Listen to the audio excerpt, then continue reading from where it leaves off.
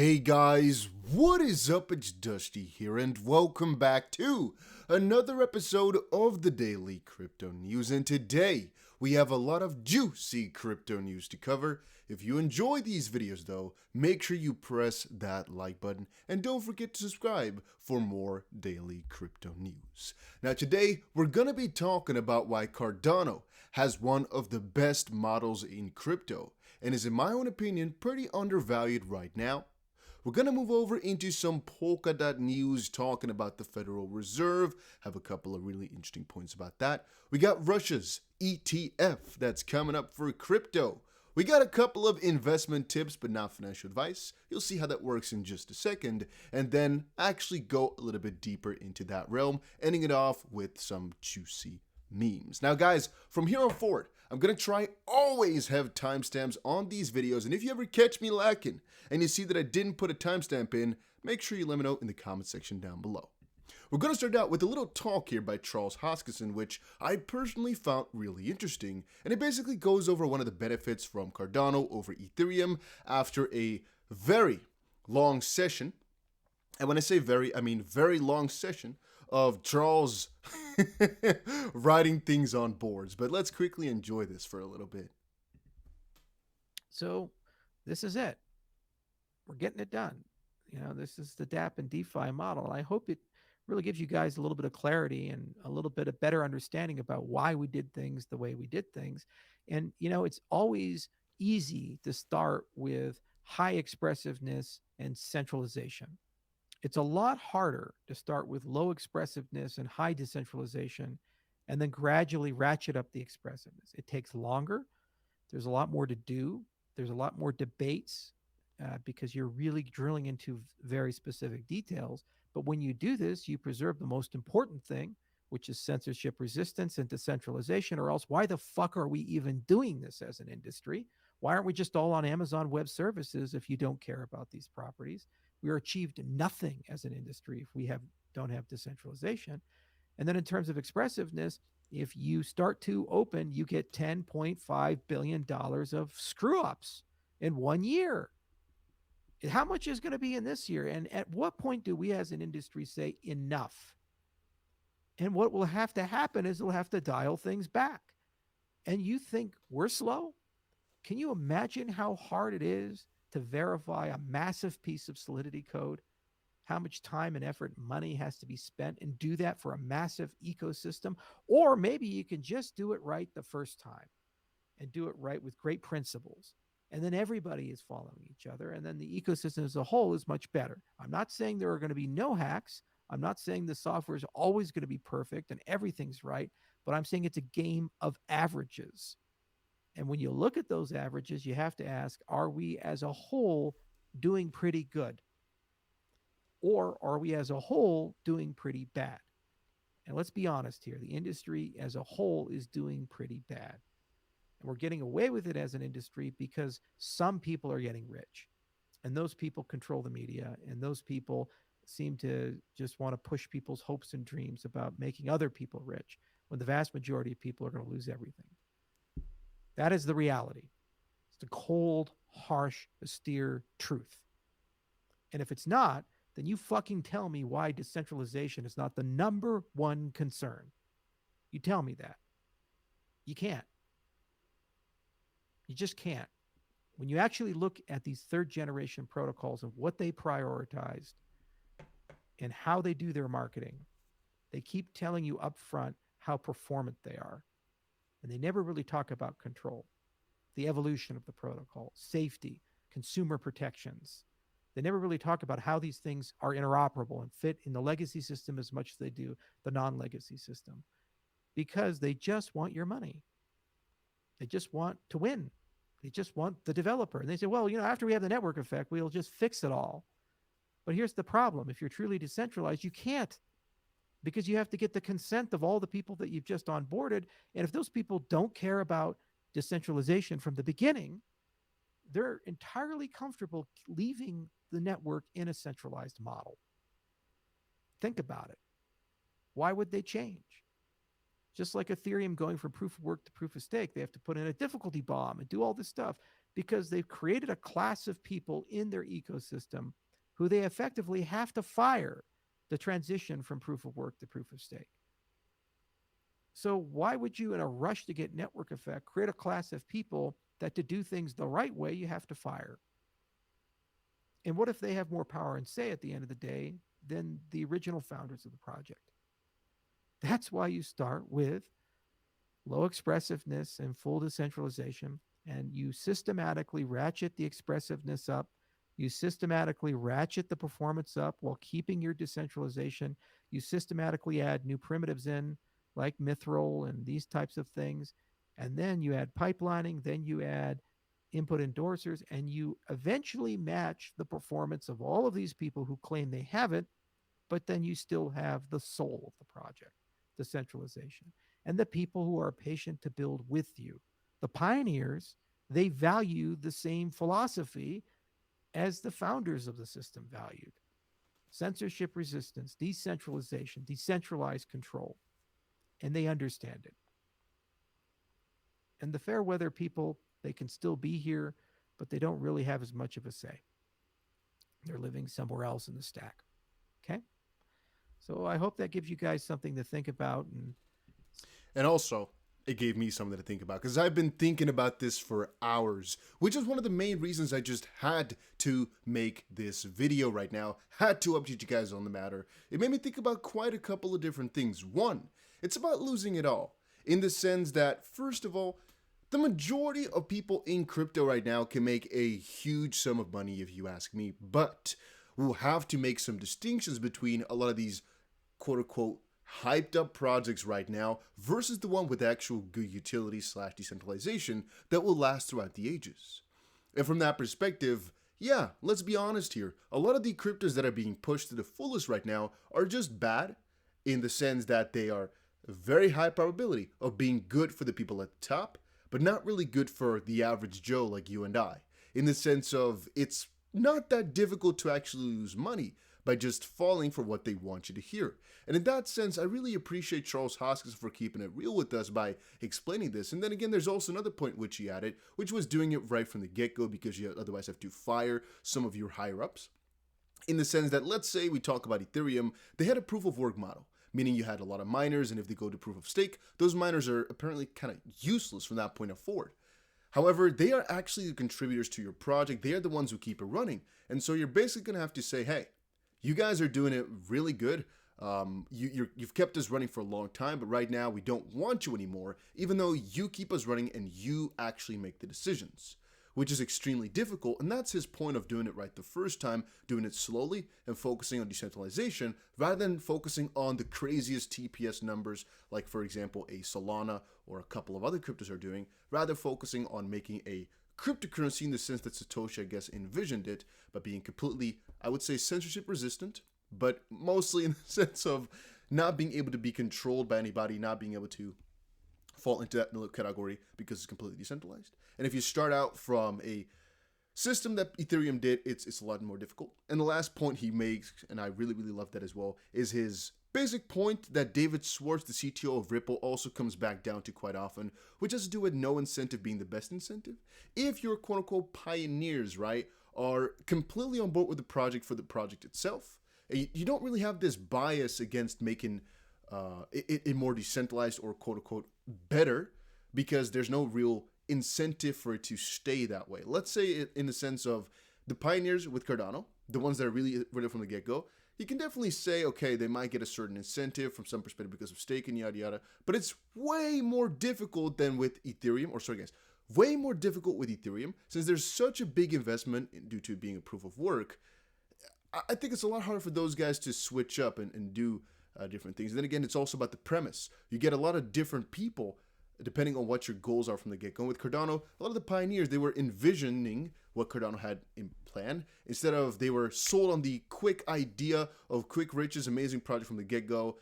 Hopefully, you guys get my little difference that I'm trying to make right there. But of course, I also have no script, guys. I'm just thinking about what he said. I've been thinking about it for hours, but it's hard for me to put it into the right words. Hopefully, you guys all know what I mean. Having said that, Russia's Sberbank launched its first blockchain ETF in history, we have to go in a little bit of a rapid pace because we have so much news to cover in just a couple of minutes. Of course, this is really big news, as its significant Russian bank has just announced they are introducing a blockchain ETF, which is a really big deal because I didn't really expect them to do so, if I'm honest. The ETF will be tracking the institution's blockchain index, thus exposing its clients to crypto platforms like Coinbase, which is not as nice as we wanted. We wanted a Bitcoin ETF, but it's a blockchain stock ETF as far as I know, which is a good step towards the right direction though. I don't think that's a really bad thing, as coming from a stock type of background, I do kind of think having that opportunity for a blockchain ETF is a really, really nice thing. It's just not as crypto oriented depending on your own perspective, but it's a nice move in the right direction. Then a quick little intervention on Polkadot. They actually had a really amazing day today, and I think one of the main reasons that Polkadot will thrive throughout the next couple of months is honestly because they are so ridiculously scarce. Remember guys, we have those auctions, right? And people are locking up their DOT like freaking maniacs. So as time moves on, more and more DOT will be locked, and data circulation will go down, which basically leaves us with a little bit of a supply shock, which is good in terms of price. Then we had here on Business Insider Australia, Michael Burry, Jeremy Grantham, and other top investors are predicting an epic market crash. Here are their gravest warnings of 2021. And this comes back down to what I've told you guys a couple of times in the past right now, which is the contrarian investor, like a Michael Burry. And what I basically said about him is he got famous for being contrarian, for betting against the system and being the big short, right, in a really big series of longs.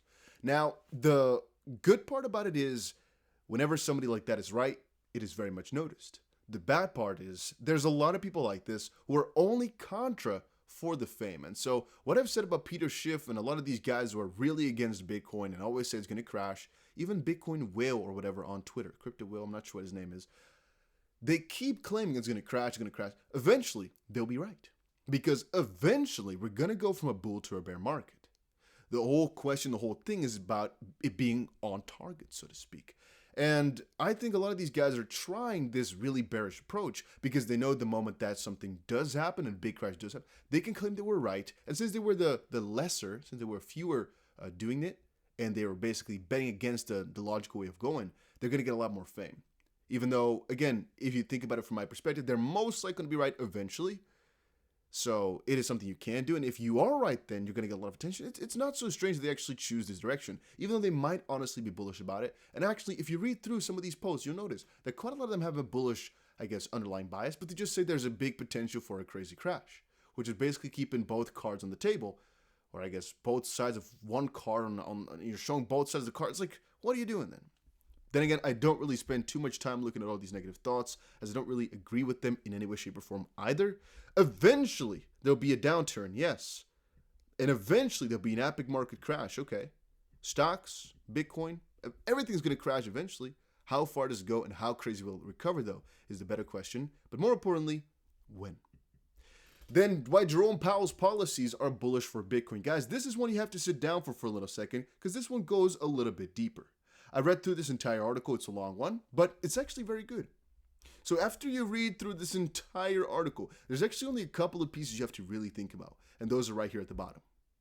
Confidence in America's creditworthiness will wane as financial institutions become impaired once people realize the moral hazard between banks and Fed bailouts. A decoupling of the legacy financial system will occur as market participants seek a new form of collateral to replace the U.S. Treasuries. Bitcoin is primed for this opportunity because it is absent a counterparty risk, making it the pristine collateral needed to be leveraged by the commercial banking industry, businesses of all kind, and even the Fed. Or as Michael Saylor so aptly puts it, businesses will plug into Bitcoin's network and become applications on top of it. Banks will be forced to offer Bitcoin financial services to their customers in order to compete and stay relevant until their services are no longer needed as individuals take self-custody of their funds and become their own banks. Now, the reallocation of capital could also demonetize US Treasuries and be redirected into Bitcoin as a new pristine form of collateral, creating a quasi-Bitcoin dollar hybrid standard. However, history reminds us that central planning always fails, and thus a Bitcoin-backed dollar will be ephemeral. Now, bureaucrats says the Fed will cave to the temptations to debase the money supply, and the experiment will inevitably fail. But more importantly, Powell's monetary policies of tightening to strengthen the dollar will have been the ultimate speculative attack on the dollar itself, and it'll be the Trojan horse for a new era of sound money, which again is his new policies, right? What he's been thinking of. The experimentation of the legacy system gradually adopting Bitcoin will be the serendipitous process the world needs to ease into a Bitcoin standard. Two things to say. One, in this entire article, they actually mostly refer to their thoughts on the dollar versus the euro, the interest rates and whatnot. And again, I want to cover this entire bit for you, but we'd be busy for another 45 minutes to go into every single part of it. And the second part is, guys, that I'm not a native English speaker, so if I can't pronounce some of these words, all right, you just sit back down and, accept it, all right? Because I ain't changing for nobody. I'm trying my best, all right? That's all that matters. All right, where to invest 100K in 2022. When I called out at the start here, there were going to be a couple of investment tips in there. Again, I want to make it really clear. These are tips from me to you as an individual, not a financial advisor. Anything I say in these news or crypto videos is purely for entertainment and potentially some educational purposes, but not financial advice. At the end of the day, I'm just a guy behind his computer who did well with crypto, but I'm not able to advise you on what is best for you, as things can go bad. Where to invest $100,000 in 2022? The goal, a portfolio that should pay off well into the future. I want to let you guys know about something. When I showed you guys this Russian ETF from earlier, I really started thinking of how amazing that would be for my own portfolio had I really been a fan of stocks nowadays. I had a second channel a little while back. It was actually mostly revolved around financial planning because of some things we'll describe a little bit later in different videos to come, I guess, because we'll not talk about it today. And one of the things I used to really be obsessed with is having proper portfolios, thinking them through, and getting the safest return. Now, that changed rather quickly when I got really heavily into crypto, and then it changed to maximizing the APY for the shortest amount of time, so to speak. But if I had $100,000 right now to invest, let's say it differently, if I had to choose where to put $100,000 right now, I would most likely go fully crypto, because I'm a degenerate like that, I guess. But I would split it up into a couple of different sectors. The easiest way to do that is to go to CoinMarketCap, look at the categories. But since if you look at categories, you see a lot of stupid ass ones, if you ask me. It's easier to actually go through this little list at the top here. Go for some DeFi coins. Skip the NFT ones, if you ask me. Not necessarily amazing. They kind of overlap with Metaverse, though, and those I do agree that are pretty good. You can kind of combine them as they're mostly the same list. So a couple of DeFi coins, a couple of Metaverse coins, if you ask me. And again, we have to go into categories for a little bit. Go for centralized exchange coins, as they're really high likelihood to just keep going up in due time, and so forth and so on. So those are actually my three top sectors, I would say.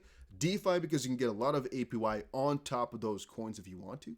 For example, if you go for a Luna/Terra, you can actually make a ton of money just by having the coin or using the protocol on top of it. With the Metaverse realm, it's just the most upcoming realm. And with these centralized exchange tokens like a BNB or a CRO, they have a very high likelihood of just going up as time moves on. So if I had to pick three sectors to invest $100,000 in, I would most likely go for that. Depending on, of course, how old I am, my risk profile. The more risky I want to be, the younger I am, the more I would incline for not really staking, but going more for these gems. And one of the gems I want to talk about really quickly here is actually Kasta. As I've said before, guys, I'm not being paid to talk about Kasta. I'm not getting a paycheck from them right now to spill the beans on all these things. No, I've told you all before, I talk about every single token that launches on the Bybit Launchpad because they usually just do well. Check back on my channel. You'll find this video right here, how to buy it. The reason I showed you guys in that video, or I guess what I showed you guys in that video, was partially me also going over the performance of every single one of these coins that I launched before, and all of them made a pretty good return of at least 300% after launch. The average, I would say, is even higher than that, though, and so when I say that I think Kasta is going to make us a 25x return within a couple of days here, I mean it. Again, I cannot guarantee anything for you, but I think the probability is very high, which is why I'm recommending you people to look into it. Make sure you get yourself an account over on Bybit with the link down below, as there's only some crazy bonuses for about one more day, and I think you want to be part of that. Be there or be square is what we always say. And then one little thing I wanted to cover as well was 3 explosive crypto that could outpace Bitcoin in 2022. Now, that's actually a really fun sector, and I don't want to waste too much of you guys' time by saying almost every single crypto can outpace Bitcoin. So why make an article like this? The 3 coins that they did cover were Ethereum, Solana, and BAT. But let me put it like this. Bitcoin is king. It will most likely remain the #1 crypto for a good while, and that will stay that way until the dominance falls below another crypto, right? The moment another crypto overtakes, it's not king anymore. But as of this point, it has a 38% dominance or so, meaning if Bitcoin falls into a certain direction, 38% of the entire crypto market falls into a certain direction. And so most of the time, that means others are going to do so too because it's the freaking market. If I told you right now that almost every single top company, right, it's like we could say the S&P, if 40% of the S&P fell, yeah, it's a very good chance the entire S&P index is going to fall down, which again would be the crypto market index, so to speak, and so forth and so on. It's highly likely that it will follow along, but since the dominance in altcoin-based runs, which we are kind of seeing right now, keeps going down, there will be more money flowing into altcoins from either Bitcoin, as people want to diversify, or just generally from people anywhere flowing into altcoins. They'll most likely have better percentages as they're going to eat up on Bitcoin's dominance. And also, you should see dominance from Bitcoin as it's part of the entire ecosystem, right? People want to expand from Bitcoin itself, and so the dominance is going to go down, which basically means more money into altcoins, which means they'll most likely have higher multipliers. That's just my thoughts. And last but not least, a little meme review here, guys. Forcing an NFT fan to watch as I screenshot their entire portfolio. Oh my days, huh? Yeah. Could you imagine? Could you imagine? Are you into NFTs? Let me know in the comment section down below. And also, guys, follow me on Twitter if you haven't done that yet. I definitely recommend you guys all to check it out, as I post a lot of stuff over on Twitter nowadays, and I think it's pretty damn juicy. So check that out. And hopefully this video did not completely go broken. I really hope not. And I'll see you guys again in another crypto video later today.